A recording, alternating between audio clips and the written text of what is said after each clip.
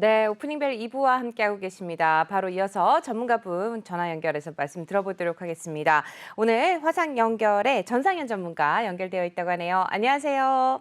네, 안녕하세요. 네, 전문가님. 이 시각 증시 상황 지금 코스피와 코스닥 모두 하락하는 흐름 가져가고 있습니다. 코스닥이 1000포인트가 무너졌는데요. 일단 어떻게 증시 분석을 해봐야 될지 또 어떤 종목에 관심 가져보면 좋을지 말씀 전해 주시죠. 네, 알겠습니다. 예. 자, 오늘 코스닥이 조금 좋지 않은데요. 예, 코스닥 둘 다 좀 좋지 않은데, 일단 어제 장부터 좀 먼저 보겠습니다. 어제 코스피는 이제 소폭 상승으로 마무리를 했고요. 그 미국의 테이퍼링 리스크가 이제 해소됐습니다. 하긴 하겠지만은 좀 이제 좀 두고 보겠다라고 나왔고, 그런데 이제 3천선 회복하는 데까지는 실패를 했고요. 전 거래일보다 7.51포인트 오른 2,983.22로 마감을 했습니다.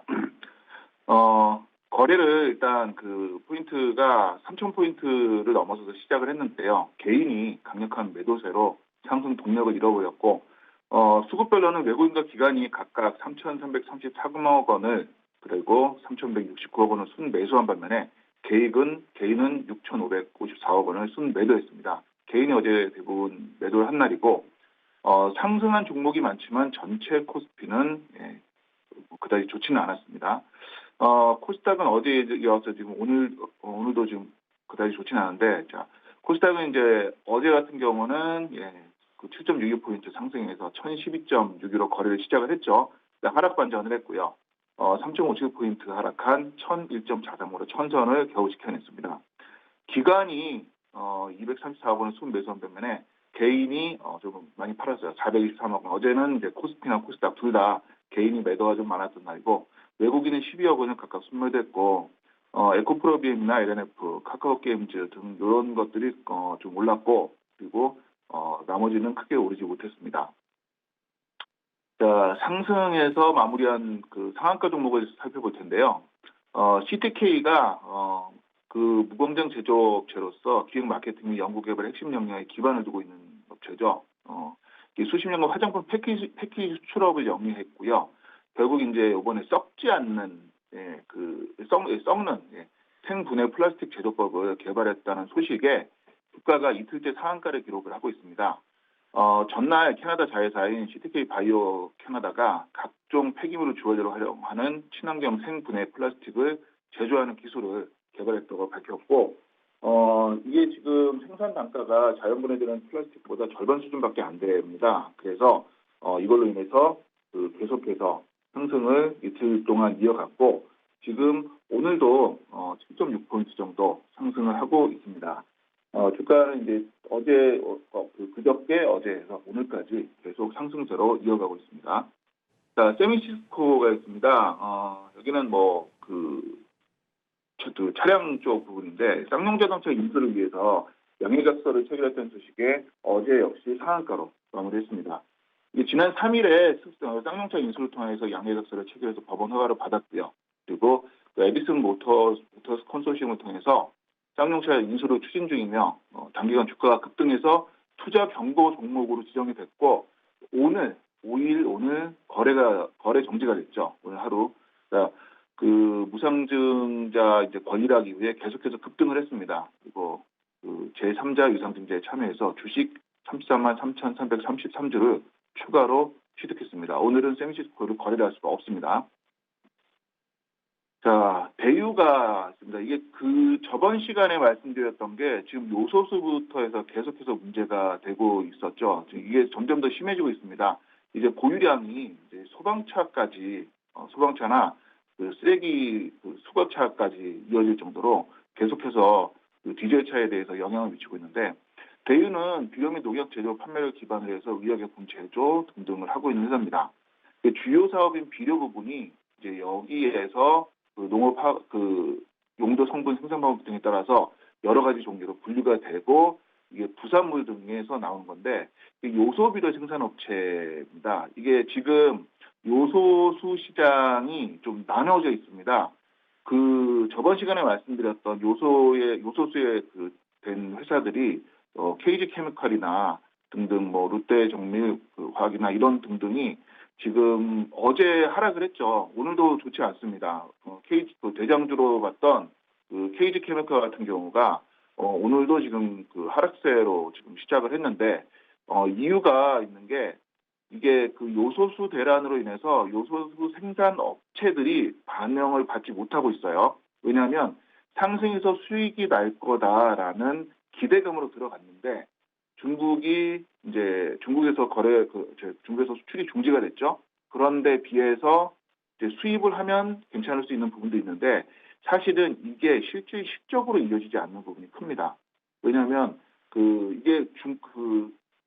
현실적으로 정부에서도 그렇고 그리고 해외에 수출하는 거에 대해서 단가 상승으로 이어지지 않기 때문에 요소수에 대한 그 주식들이 지금 상승을 하지 못하고 있는 거고 지금 대유 같은 경우는 반대의 개념이죠. 이게 농사에 직접적으로 영향을 미치면서 그 비료 부분과 그 요소값이 급등하고 있어서 수입 자체가 어려져서 수익가가 급등하고 그리고 비료 부분에 대해서 문제가 생기면서 이제 풍기 현상이 다시 생기고 있는 거죠.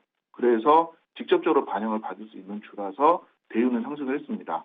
상한가로 마무리를 했고 그리고 현재 대유는 역시 한 4.3% 정도 오르고 있고요. 자, 그런데 효성 OMB도 같은 요소수 관련 주식이거든요. 근데 지금 이거는 6% 하락을 하고 있어요. 예. 이것도 이제 그 비료가 이어지는 그 생산하는 부분인데 이것은 역시 요소수 대란으로 해서 비료 가격 급등이 예상되는 수준에 급등을 했습니다. 어제 그래서 상한가로 마무리를 했죠. 그런데 오늘 다시 하나는 상승을 했고요. 대유는 상승을 하고 있고 효성 OMB는 하락을 하고 있습니다. 이런 내용들을 좀 같이 좀 보셔야 되는 게 그 비료 가격이 들어간다고 하더라도 이제 어느 쪽으로 들어가는지를 같이 수급을 같이 보셔야 됩니다. 효성 OMB는 어제는 상한가 치고 오늘은 지금 현 시각 6.5% 정도 마이너스를 가지고 있습니다. 자, 어제 장은 이렇게 해서 마무리하고요. 오늘 그 뉴스팩트를 통해 보는 주식 투자는 웹툰 웹 소설을 좀 들고 왔습니다. 현재 웹을 통한 문화 소비가 굉장히 많아지고 있습니다. 지금 예전 패턴하고 굉장히 많이 달라졌죠. 예를 하나 들면은 이제 배정 카카오 수석 부시장은 이제 카카오와 네이버가 실적에서 그 수익 구조가 아닌 실적에서 카카오가 이번에 네이버를 제쳤는데 4일 전에 2021년 3분기 그 실적 발표 컨퍼런스 콜에서 지난 9월 카카오 재팬이 피코마 유럽 법인 설립을 완료했고 그다음에 연내 프랑스 피코마 서비스 런칭을 준비하고 있다 이렇게 말을 했습니다. 또 염미숙 카카오 대표 역시 이날 컨퍼런스 콜에서 카카오 재팬이 11월부터 프랑스를 필두로 글로벌 생태계를 넓혀갈 예정이다라고 언급을 했고요. 자, 웹을 통해서 굉장히 많이 그런데 이 피코마가 카카오 재팬이 운영하는 웹툰 웹소설 플랫폼입니다. 그래서 그 일본이 굉장히 만화 강국이죠. 그래서 그 만화 강국에서 만화 앱 중에서 연매출 1위를 달성했고요. 카카오에 따르면은 지금 피코마 내에서 인당 결제 등이 이제 주요 지표가 두 자릿수 성장세를 보이고 있습니다. 자, 또 하나 카카오 웹툰의 글로벌 성장에 대해서도 공유를 했는데 이게 대만과 태국에서 카카오 웹툰이 출시가 됐는데 이게 출시 동시에 각 국가 업계 1위를 차지했어요. 자, 그리고 카카오 엔터테인먼트의 스토리 비즈니스가 아시아 북미에 집중되고 글로벌로 무게중심을 옮겨가는 과정인데 컨텐츠 성과가 내년에는 나올 것이다라고 기대감을 덧붙이고 있습니다. 이게 어디로 이어졌냐면 분기 기준 처음으로 네이버의 매출을 넘어서는 역대급 실적을 기록하는 데 큰 영향을 미쳤고요.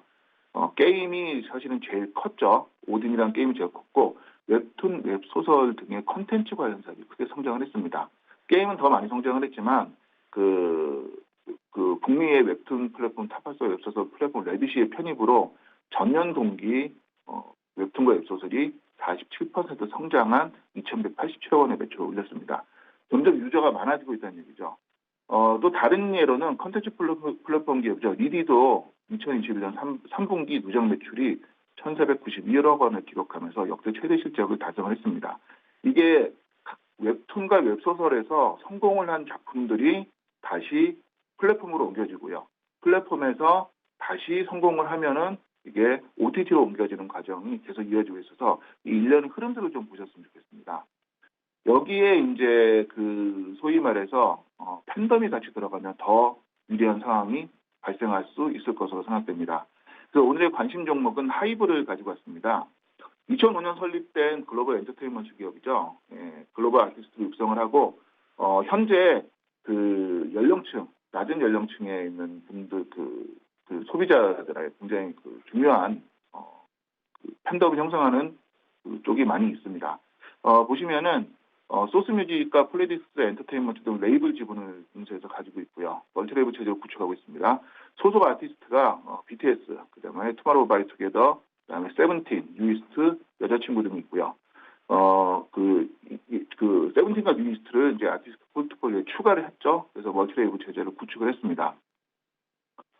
자, 올 3분기 매출이 전년 대비 79.49% 늘어난 3,410억 원입니다. 영업이익이 많이 늘었어요. 63.33% 증가한 656억 원입니다. 최근 주가가 좋고 오늘도 역시 현재 한 4.6% 정도 상승을 하고 있는데 현재 주가가 최근 계속 좋습니다. 예.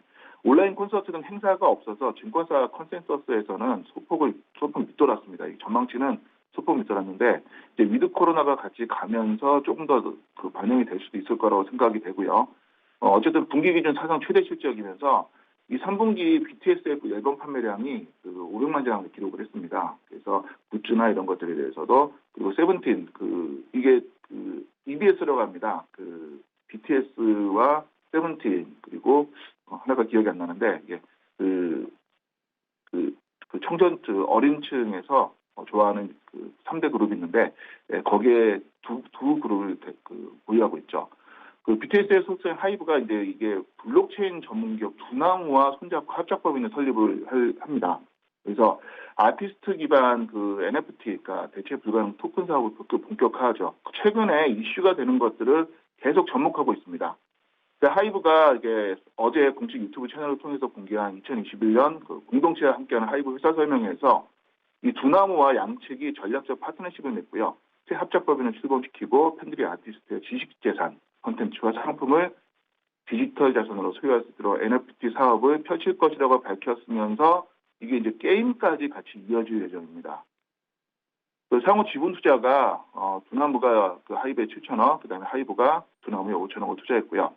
이 하이브가 이번 투자로 두나무 지분을 2.48%를 취득을 했습니다. 예. 그 과정에서 그 직접 개발 과정에 참여하는 BTS의 신작 게임을 선보이겠다는 계획도 같이 밝혔고요. 자, 계속해서 여러 좋은 흐름들이 이어지고 있죠. 예, NFT도 마찬가지고 게임도 마찬가지고 콘텐츠도 마찬가지입니다. 자, 그러면 이번에 합작 투자를 한 두나무는 어떤 회사냐면요. 좀 비상장 회사인데 국내 최대 암호화폐 거래인 어비트와 모바일 상장 비상장 주식 플랫폼인 증권 플러스를 듀오스로 서비스로 제공하는 기업입니다. 지금 그 어비트 서비스가 거래대금 비중 80% 수준으로 지금 업계 장악을 하고 있고 1위 규모 자랑하고 있고 상반기에만 90%가 넘는 영업이익을 기록을 했습니다. 그래서 상반기 영업이익만 1조 8,703억, 매출액 대비 전년 대비 10배 증가한 지금 이거를 기록을 했습니다. 그래서 굉장히 좀 주의 깊게 보셨으면 좋겠고 위드 코로나가 가면은 조금 더 반응이 오지 않을까라는 생각을 가지고 있습니다. 네, 오늘도 콩 없이 하시기 바라면서 저는 여기까지 마무리하겠습니다.